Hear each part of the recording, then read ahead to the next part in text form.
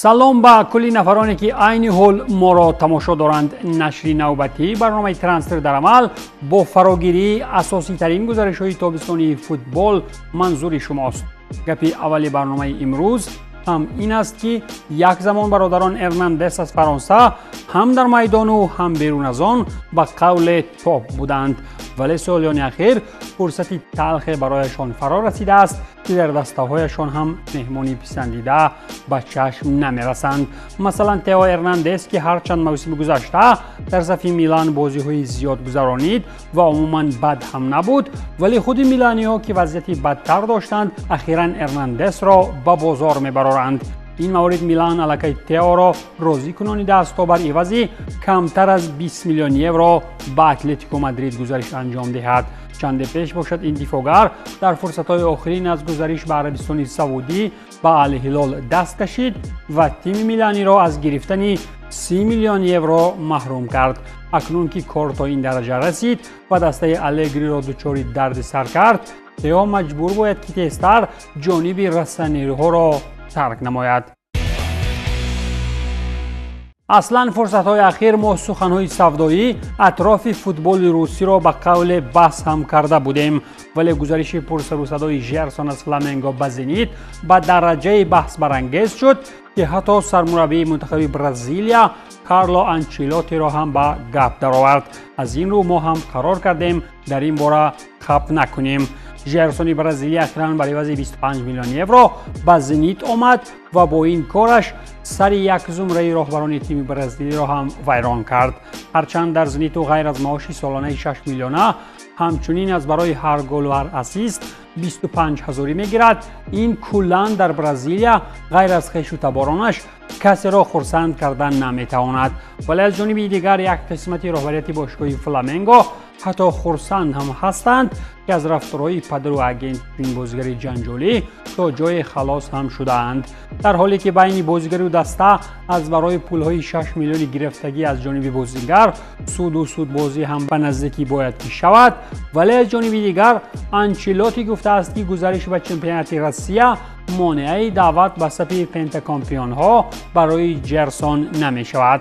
پس اگر گپ ها سر دعوتنامه به منتخب به قول به یگان دوادو حل شدگی باشند، این جنجال های دیگری سودی از برای پول خواه و ناخواه راهی حل پیدا می کنند. زمانی که کارهای ترانسفری فوتبال روسی همیشه سرشار از جنجال‌های سودی اند، بازیگر منتخب آلمان لیروی سانه باشد خپودم راه سمت چمپیونات ترکیه پیش گرفت. لیروی سانه بعد گرفتن لاله آخرین در بوندسلیگا اخیراً قرار کرد که بهترش رفته در ملک ترکان استراحت کند. لیروی سانه 29 ساله با همین از باواریا به گالاتاسرای پیوست و در دسته ساحل خلیج بوسفور در 3 سال 15 میلیون یورو به دست خواهد آورد. گفته می شود که دارنده عنوان قهرمانی آلمان الکی در ترکیه قرار دارد و کلی گفت و شنیدها اوید گزارش هم حل شدند. پس اگر گپ و کار چنین باشد و یکی از شاگردان سابق گواردیولا به سوپرلیگای ترکیه رفته است، موسم بعدی هم برای چمپیونی فنربخچه با ژوزه خوراک نمیماند. خود گواردیولا باشد بعد آن موسم نافورم و بدون جایزه اخیراً 2 دروازه خزینه شیخانه را در بازار فراختر گشاده کرد و بازیگران نامی را یکی از پس دیگر شامل ورزشگاه اتحاد میکند. منسیتی تنها در سال 25 از برای ترانسفرها 350 میلیون یورو مصرف کرده است و در چنین حال کجا آرتتا با آرسنال با چنین پولدارانی تاثیرگذار در راه چمپیونی برابری کرده میتواند. این دسته شیخانه اگر چند پیش ویرتس را در بازار از دست داد، ولی همانا 4 بازیگری نوی دیگر شامل تیم کرد. اینجا گپسری تیانی ریندرز برای عوض 70 میلیون یورو از میلان، رایان چرکی با ارزش 37 میلیون از الیمپیک لیون، رایان ایت نوری با نرخ 37 میلیون یورو از ولورهمپتون و مارکوس برتینلی از چلسی می رود. بیشترین خریدارهای نوین تابستانی البته که بازیگران جوان بوده. پپ هم اگر خود امروز و پگاه از دست رفته نیست، ولی انیق آینده مستحکمی را برای سیتی بنیاد می کند.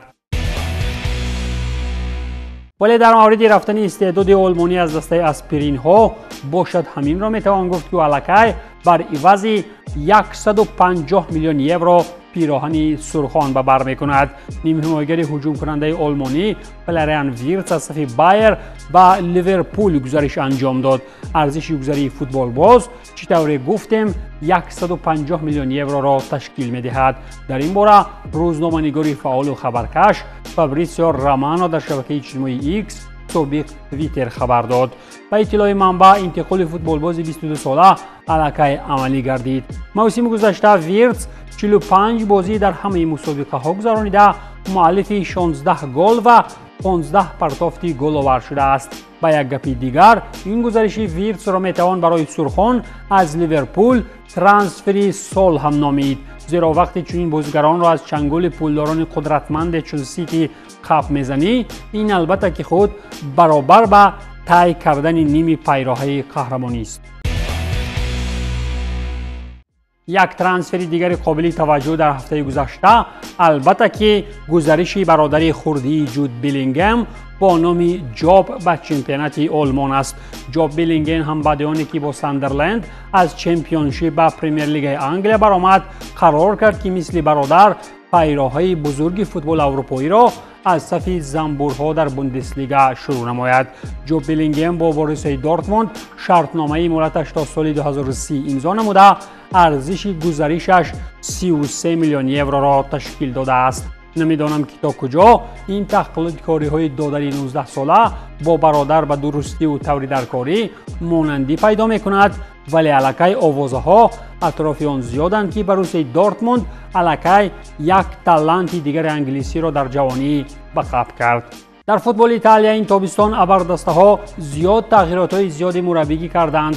الگری به میلان بازگشت نمود و ساری به لاتزیو آمد، در حالتی که روما را از این پس جان پیری گاسپرینی تمرین میدهد و خود اتلانتا باشد ایوان یوریچ به تمرین دیه رفت، ولی طبق خبر آوازها در اینتر باید که یا کونته و یا فابریگاس مربی میشد، ولی چطوری دیدیم فابریگاس را از کامو چون کودک مکتب خوان جواب ندادند و اینتر اخیراً تکیه به نفرانی خودی کرد.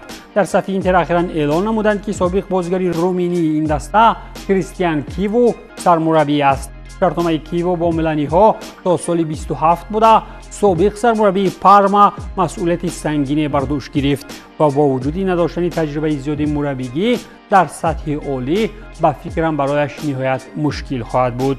میداند ممکن که ما از همین نفر خودی در موسم بعدی آن جایزه های از دست رفته را دیگر باره به میلان برگردانیده میتواند، ولی به این خیالات هم باور کردن از یک جهت نهایت مشکل است. این بود پایان برنامه ترانسفر در عمل.